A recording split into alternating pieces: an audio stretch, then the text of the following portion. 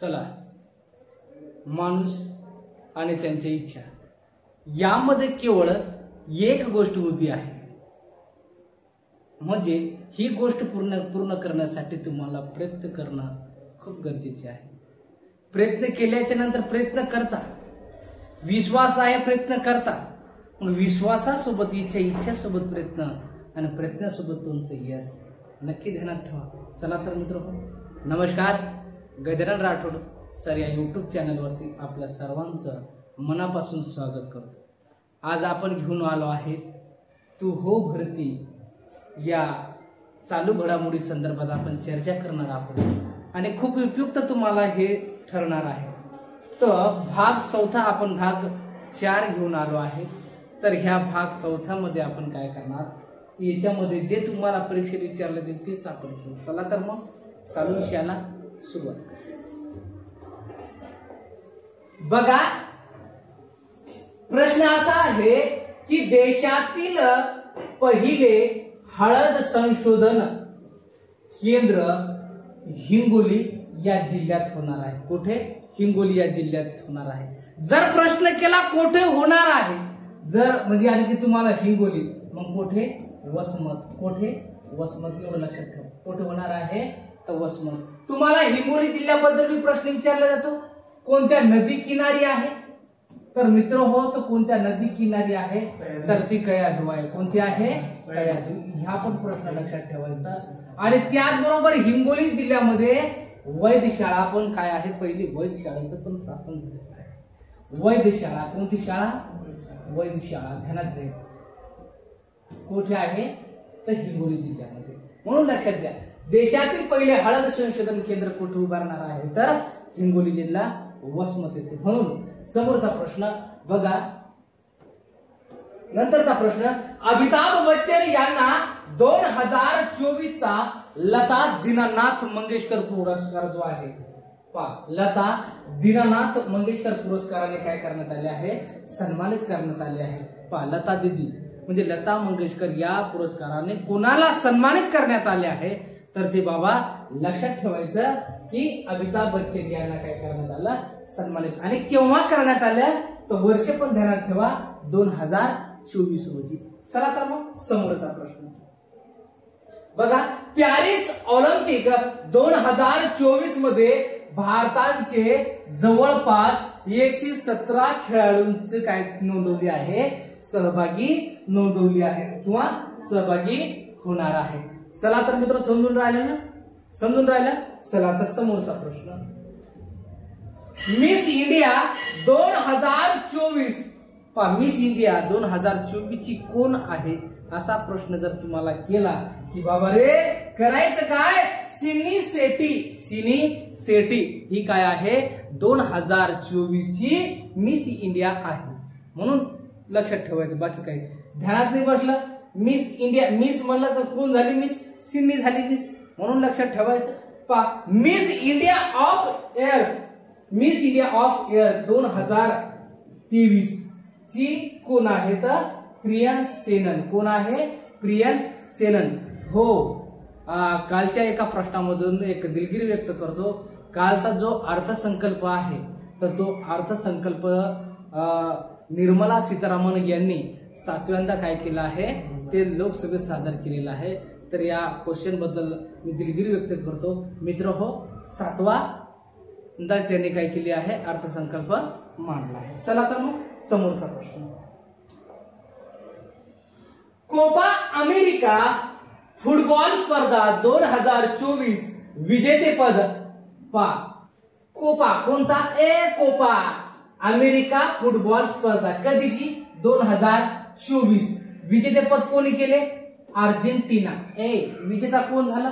Argentina. कोण झाला बाबा?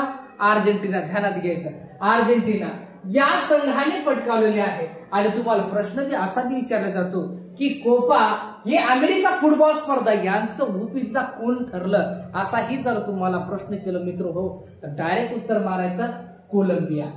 विजेता म्हणलं अर्जेंटिना, उपविजेता म्हणलं तर कोलंबिया. बस एवढ्याच गोष्टीवर लक्ष ठेवायचं आणि समोर चालायचं. बघा तर मग समोर बघा मित्र, वही आणि पेन घ्या आणि नोट करायचा, रिव्हिजन मारा. येणाऱ्या काळात तुमचं नक्कीच फायदा होईल. म्हणून समोरचा प्रश्न, पहिली महिला महाराष्ट्र केसरी होण्याचा मान कोणाला मिळाला आहे? हा प्रश्न 100% विचारला जातो. प्रतीक्षा बागडी. कोण आहे? प्रतीक्षा बागडी. आणि आता त्याचबरोबर दुसरी महिला पण ठरली आहे महाराष्ट्र केसरी. ती आहे कोण? अमृता पुजारी. कोण आहे रे बाबा? अमृता पुजारी. पेन घ्या, लिहून घ्या. पहिली जर म्हणलं बाबा तर सरळ सरळ प्रतीक्षा बागडी, आणि जर तुम्हाला दुसरी महिला जर म्हणलं तर अमृता पुजारी ध्यानात घ्यायचं. संबंधित चर्चाच करायची, म्हणून लक्षात घ्या. 100% दोन्हीपैकी एक येईलच. किशोर मकवाना याची किशोर मकवाना यांची राष्ट्रीय अनुसूचित जाती आयोगाचा पदभार काय केलेला आहे? त्याने स्वीकारलेला आहे. बघा, राष्ट्रीय अनुसूचित जाती आयोगाचा पदभार असा प्रश्न येतो तर कोणी सुचवला आहे? तर सरळ सरळ काय करायचं बाबा? किशोर मकवाना. नाही ध्यानात बसत, पण प्रश्न असला असं, राष्ट्रीय अनुसूचित जाती आयोगाचा पदभार कोणी? तुमच्या गावचा किशोर असेल, आमच्या गावचा किशोर, याने काय केलं? आता राष्ट्रीय अनुसूचित पदाचं काय केलं आहे? जाती आयोगाचा पदभार त्यांनी काय केलं? स्वीकारलाय. बाबा एवढं मोठं काम केलं त्यांनी. चला तर समोरचा प्रश्न बघा. समोरचा प्रश्न, भारताच्या रोहन बापना या आणि ऑस्ट्रेलियाच्या मॅथ्यू एबडेन. कोण आहे? ऑस्ट्रेलियाच्या मॅथ्यू एबडेन यांनी मियामी लक्ष द्या, अंडरलाईन मारतो, मियामी ओपन मध्ये पुरुष दुहेरी, पुरुष कोणते? दुहेरी विजेतेपद काय केले आहे? त्यांनी पटकावलेले आहे. काळजीपूर्वक लक्ष द्या. भारताच्या रोहन बापण्णा हा कशाशी संबंधित आहे? ध्यानात घ्यायचं. कशाशी आहे? टेनिस. शाबास रे पट्ट्या. कशाशी संबंधित आहे? टेनिस. कशाशी संबंधित आहे? टेनिस. एवढा हा प्रश्न मी तुम्हाला काय केला जातो? विचारला जाऊ शकतो की रोहन बाप्पांना हे आणि हे कसे मॅथ्यू एबडेन हे कशाशी संबंधित आहे? तर बाबा टेनिसशी संबंधित आहे. आणि मियामी ओपन काय केले? मियामी ओपन मध्ये पुरुष दुहेरीपद विजेते पटकावलेले आहे. बघा, महिला आयपीएल लक्ष द्या. महिला आयपीएल 2024 येतोच प्रश्न. महिला आयपीएलचा महिला आयपीएलचा प्रश्न येतोच. 2024 चे विजेतेपद रॉयल चॅलेंजर बेंगळुरू आणि यांच्यासोबत उपविजेते कोण ठरले आहे सांगा? शाबास. उपविजेते कोण ठरले? दिल्ली कॅपिटल. ध्यान द्यायचं. लक्ष द्या. नॉर्मन बोरलॉग पुरस्कार 2023. वाटतं माणसाला 24 घ्या, 23 बी प्रश्न विचारले जाऊ शकतात, म्हणून चाललंय घेणं. डॉक्टर स्वाती नाईक यांना प्रदान करण्यात आला आहे नॉर्मन बोरलॉग पुरस्कार. ध्यानात घ्या. कधी कधी असाही प्रश्न विचारला जातो की नॉर्मन बोरलॉग पुरस्कार कोणत्या क्षेत्राशी संबंधित दिला जातो? की बाबा पर्याय कन्फ्युज करणारे असते, म्हणून कृषी ध्यानात ठेवायचं. काय ध्यानात ठेवायचं? कृषी घटक काय ठेवायचं? ध्यानात ठेवायचं. नॉर्मन बोरलॉग कृषी क्षेत्राशी काय आहे? संबंधित आहे. आणि ते डॉक्टर स्वाती नाईक यांना काय केला? प्रदान केला 2023 चा. नंतर दादासाहेब फाळके आंतरराष्ट्रीय चित्रपट पुरस्कार. दादासाहेब फाळके ध्यानात घ्या. 2024 हा प्रश्न नक्की येईलच. काय येईल? नक्की येईल. श्रेष्ठ म्हणजे चित्रपट सृष्टीचे जनक म्हणतो ना आपण दादासाहेब फाळके यांना, म्हणून लक्षात ठेवा. दादासाहेब फाळके आंतरराष्ट्रीय चित्रपट पुरस्कार 2024 सर्वोत्कृष्ट अभिनेता शाहरुख खान यांना सन्मानित करण्यात आला आहे. आणि हा जो सिनेमा आहे हा नवाजला, म्हणजे या सिनेमाचं नाव काय आहे? तर मित्र हो, तुम्ही आहात जवान. तुम्ही कसे आहात? जवान. सर हम जवान है, हट्टे कट्टे लढेंगे. बिलकुल सही है. आणि यांच्या सोबत जी अभिनेत्री होती तिचं नाव आहे राणी मुखर्जी. शाबास रे पट्ट्या. कोण आहे? राणी मुखर्जी. वा भाई वा, राणी मुखर्जी. चला, लिहून राहिले आमचे जवान. बघा इथं असूनही लिहून राहिले. तर मित्र तुम्ही का नाही? तुम्ही पण लिहा. हे लिहून राहिले म्हणजे हे विद्यार्थी लिहून राहिले, तुम्ही पण फ्युचरचे पोलीस आहात, म्हणून ध्यानात घ्या. चला तर समज. बघा, भारताने फिलिपिन्सला ब्राह्मोस सुपरसॉनिक क्रूज क्षेपणास्त्र प्रदान केले. आता फिलिपिन्सला म्हणजे काय, फिलिपिन्स या देशाला भारताने काय केली, मदत केली. फिलिपिन्स या देशाला भारताने फिलिपिन्स या देशाला मदत केली. आणि काय मदत केली, ब्राह्मोस सुपरसॉनिक क्रूज ह्या क्षेपणास्त्राला काय केलं, प्रदान केलं. आलं ना लक्षात. भारत पण दानवीर आहे आणि अजून आहेत, म्हणून ध्यानात घ्या. दानाचा काम करतो आपला देश, ध्यानात घ्यायचं. मार्कंडा देव हे प्राचीन मंदिर ध्यानात घ्यायचं. ही विचारलं जाऊ शकते म्हणून मी घेतलं बाबा, मला जे वाटलं ना मी तुमच्यासाठीच जे आहे म्हणून मी ध्यानात घ्यायचं. मार्कंडा देव प्राचीन मंदिर जो आहे गडचिरोली जिल्ह्यात, कुठे आहे, गडचिरोली. तुम्हाला प्रश्न असा विचारला जातो, मार्कंडा देव प्राचीन मंदिर कुठे आहे, गडचिरोली. आणि अचानक जर म्हटलं मार्कंडा देव प्राचीन मंदिर कोणत्या नदी काठावर आहे, किनाऱ्यावर आहे, तर वैनगंगा ध्यानात घ्यायचं बाबा. वैनगंगा कोणत्या नदीच्या किनाऱ्यावर आहे, वैनगंगा. वैनगंगा आणि पैनगंगा आहे ना, यांचा जो एकत्रित प्रवाह येतो, सॉरी काय, वर्धा आणि वैनगंगा यांचा जो एकत्रित जो येतो ना आपला प्रवाह, त्याला प्राण इथं हा दोन प्रश्न तुम्हाला विचारला जातो. वर्धा वैनगंगा आहे बघा, तेच आहे. 2 अक्षरी 4 अक्षरी, ते ध्यानात ठेवावं लागतं. बघा, कोल्हापूरला करवीरची नगरी, करिअरचा राजा. कोल्हापूर करवीर नगरी म्हणून कोल्हापूरला काय केलं जातं, ओळखलं जातं. समजून राहिलं बाबा, तुम्हाला पण समजत असेल बाबू, तुम्हाला रे समजतात. चला तर मग समज.